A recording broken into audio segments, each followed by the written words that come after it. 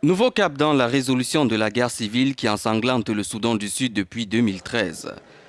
Le gouvernement et les rebelles ont signé mercredi à Khartoum un accord préliminaire sur le partage du pouvoir.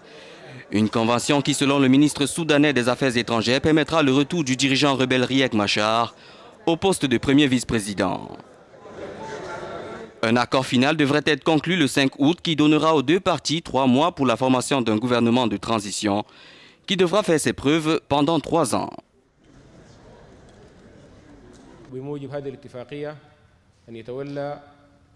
Ce qui se passe aujourd'hui est la signature de l'accord de partage du pouvoir au Soudan du Sud. D'après les termes, Salva Kiir restera président du Soudan du Sud pendant la période de transition et Riek Machar sera le premier vice-président durant la même période.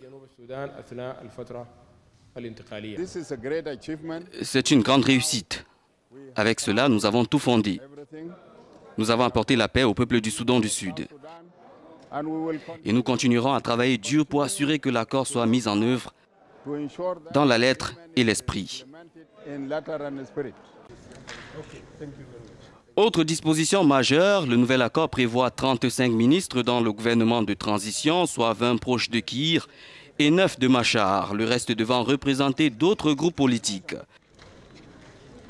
Le Parlement aura 550 députés, dont 332 pro-Salva Kiir et 128 appartenant à la faction de Machar.